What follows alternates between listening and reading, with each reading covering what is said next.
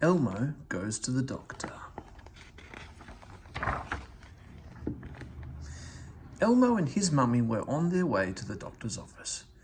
"But Mummy," Elmo said, "Elmo doesn't need to go to the doctor. Elmo feels just fine."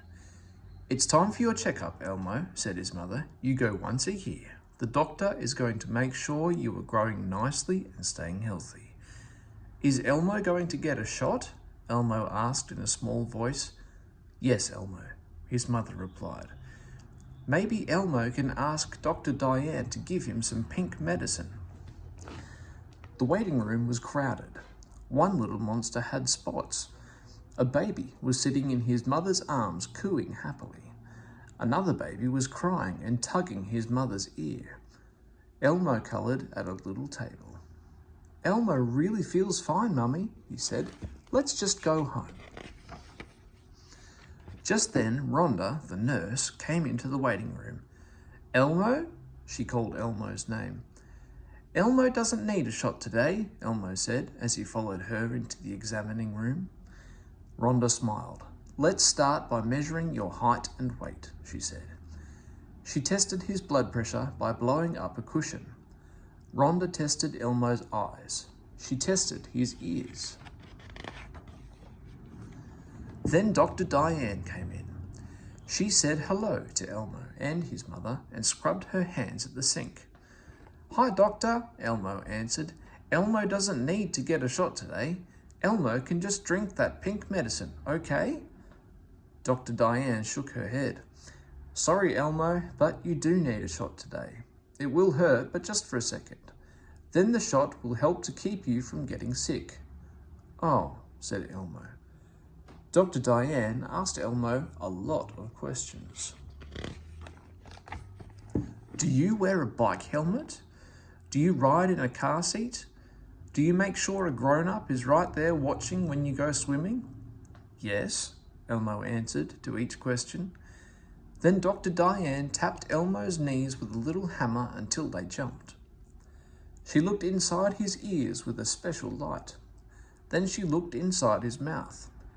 "It's dark inside your body," Dr. Diane explained. "This tiny light helps me see what's going on in there."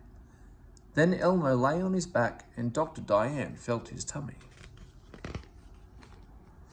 She listened carefully to his back while Elmo took deep breaths. Then she listened to his heart. Finally, Elmo bent over so the doctor could look at his back. "Well, Elmo, you are a healthy little monster," said Dr. Diane. "Oh, good," said Elmo. "Time to go, right?" "Not just yet, Elmo," said Dr. Diane. She put her hand on Elmo's shoulder. "Rhonda has to give you a shot now. I know you're a little scared, but you know what? It's okay. When I was your age, I was scared of shots too." The shot hurt, but just for a second. "Is that it?" asked Elmo, opening his eyes. "That's it, Elmo," said Dr. Diane. "You can go get a sticker now." "Wow," said Elmo, hopping down from the table. "That wasn't so bad." A few days later, Elmo had a tummy ache. Elmo's mummy called the doctor. "We're going to Dr. Diane's office in a little while," she said. Elmo's tummy hurt even more. This time, Elmo didn't feel like doing any drawing in the waiting room. When Elmo's name was called, he and his mummy went into the examining room. "Hello, Elmo," said Dr. Diane. "I see you're not too well." She began to touch his tummy very gently. "Where does it hurt?" she asked. "All over," Elmo answered. "Are you worried about something, Elmo?" she asked. "Just about the shot," Elmo replied. "What did you have for breakfast this morning?" asked Dr. Diane, still pressing gently on his tummy. "Elmo ate all the Monster Mallows out of the Monster Flakes cereal box," Elmo said. "Aha," said Dr. Diane. "I think the reason your tummy hurts is that you overdid it a little. I'm pretty sure you will be feeling better soon." She helped him to sit up. "You can go home now, Elmo," she said. "You mean Elmo doesn't have to get a shot today?" asked Elmo. "No, Elmo," replied Dr. Diane. "You don't get a shot every time you come to the doctor. Thanks, Dr. Diane, said Elmo. Elmo feels better already.